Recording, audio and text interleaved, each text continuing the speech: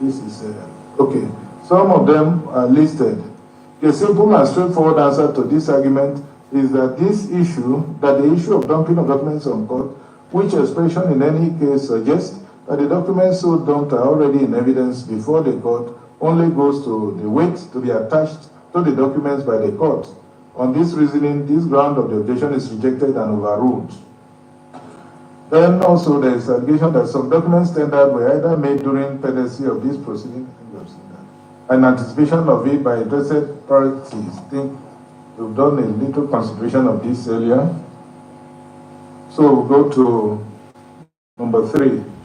They said also that exhibits PBD, PBD1A, PBD1B, PBD1C, PBD1D, PBD1A, PBD2A, PBD3, and up to PBF4, tendered by the petitioners through PW27, Mike and now Roeva, to show second respondent's non-qualification for the presidential election on grounds of his alleged conviction stroke fine in the United States of America, for certificates and dual citizenships are irrelevant to the proceeding and so inadmissible in evidence, petitioners having not pleaded necessary facts in their petition to support them. This also was looked at by us, and okay, and I have already ruled while considering the preliminary objection of the respondents to the petition and replies of the petitioners that paragraph 146 of the petition, where the petitioners averred to non-qualification of second respondent for 2023 presidential election, was bereft of facts to sustain it. I also held that the fresh facts of second respondent's conviction / fine by a district court in Illinois in United States, alleged forgery of documents and dual citizenship, all of which petitioners to first time in their replies were incompetent. They ran foul of both paragraphs 4.1b and paragraph 16.1b are incompetent, liable to be struck out, and were indeed struck out. I'm also aware that we have just few seconds ago ruled here in this judgment that evidence of PW27, though through whom they say the documents SB now impeached by third respondent were brought in, is incompetent for non-compliance with paragraph 4.5b of the first schedule to the Electoral Act. Those rulings constitute issue estupel, binding not only on the parties but on this court too, meaning further that this court cannot depart from them. See Franciscano and Afriban, and also Lawal Dawodo and Kadoso and Daniel, and all that. Consequently, the objection of third respondent to the admissibility of this evidence earlier highlighted, the objection is hereby upheld, and the said documents are further ruled inadmissible and expunged from the records of this court. Summary of all the foregoing is that 1. The objection to the evidence adduced by PW12 witness Eguma Friday, PW13 Grace Timothy, PW14 Grace Ajabona. Okay. Well, we said all those ones we have mentioned and also recouched here. We say that the objection is observed, that evidence together with the documents, reports included, tendered by the same witnesses are hereby expunged from the records of this court.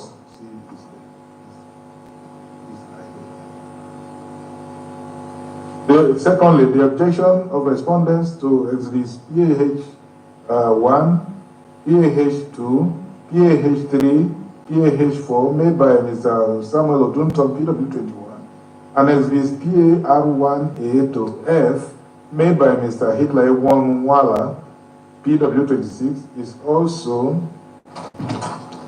further upheld, and the said documents already held incompetent and inadmissible by earlier rulings are again hereby pronounced inadmissible in evidence on this ground too. Then the third one now is the objection of third respondent to the admissibility of exhibits PBD, PBD1A, PBD1B, PBD1C, PBD1D, PBD1A, PBD2A, PBD3, PBD4, PBE1, up to PBF3, PBF4, tendered by PW27, Mr. Mike Enauropa, is also upheld, and the same documents are further ruled inadmissible and expunged from the records of this court. Save for these ones mentioned above, all other objections of the respondents to documents tendered by petitioners are overruled. Well, at this level, I hand over, like my brother said, to my leader to continue with the judgment. Thank you. Well, I now consider the substantive matter, the substantive petition.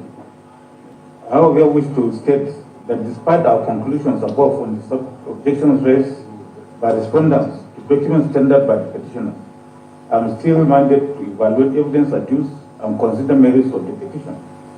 The only evidence I shall not revisit are exhibits PBD, PBD 1A, PBD 1C, 1B, 1C, Tribunal 1B, says for future civil case, not a criminal PBD charge. 1A, PBD 2A.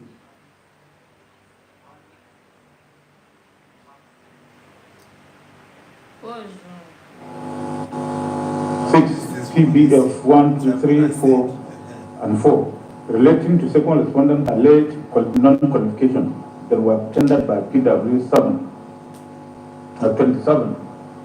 Where is APC's witness? I mean, is it just Labour Party and PDP? Share APC to our mom. Where are they? Why did not say Mr. Mike anything about it? Onavoro Eba, the said documents in our view, being bereft of pleadings to sustain them as elaborately stated earlier in this judgment. Coming to the hearing, the petitioners called a total of 27 witnesses and closed their case on 24 June 2023. The respondents opened their respective defenses starting from that day case. The second respondent also tendered and called one witness, FW2. The third respondent did not call any witness but tendered documentary evidence. At the close of the case of the parties, the court ordered addresses. The addresses were filed and scheduled. In the final address, for the first respondent filed on 14 July 2023. 1. Whether having regard to section 47, subsection 2 and 3 of the Electoral Act 2022, paragraphs 38 and 92 of the regulations and guidelines for the conduct of the elections 2022, and totality of evidence adduced at the trial, the inability of the first respondent to transmit the polling unit results electronically in real time using the beaver's device to the RF portal constitutes non-compliance with the Electoral Act if such substantially affected the outcome of the presidential election held on 25th day of February 2023. 2. Whether there exists cogent and credible evidence of corrupt practice to warrant the nullification of the presidential election held on 25th day of February 2023. 3. Whether going by the provisions of section 131 and 137 of the Constitution of Federal Republic of Nigeria as amended, the second respondent was at the time of the presidential election held on 26th day of February 2023 not qualified to contest the said election. 4. Whether upon proper construction of section 134(2)(b of the Constitution of Federal Republic of Nigeria 1999, the requirement that a candidate must score not less than 1/4 of the votes cast at the election in each of at least 2/3 of all states in the Federation of the Federal Capital Territory Abuja means that a successful candidate must specifically score at least 1/4 of the votes cast in the Federal Capital Territory Abuja in addition to 2/3 of all the states. The second respondent, through his counsel, Wale Ulan SAN, filed his written address on 14 July 2023. He raised for determination 4 issues which were listed as follows. 1. Considering the relevant provisions of the Constitution of the Federal Republic of Nigeria 1999 as amended, the salient provisions of the Electoral Act 2022, as well as the admissible evidence on record, whether the election of the second respondent into the office of President of the Federal Republic of Nigeria on 26 February 2023 was not in substantial compliance with the principles and or provisions of the Electoral Act 2022. 2. In view of the clear provisions of the Constitution, the Electoral Act 2022 and plethora of judicial precedents on the criteria for qualification of candidates for election to the office of president, coupled with the peculiar circumstances of this petition, wherein the petitioners pleaded no fact in support of their allegation of non-qualification of the second respondent, whether the second respondent was or is not eminently qualified to contest the presidential election of 25th February 2023. 3. Upon a combined reading of Section 134 and 299, as well as other relevant provisions of the Constitution, Section 66 of the Electoral Act 2022, and other relevant statutes, whether the second set of people.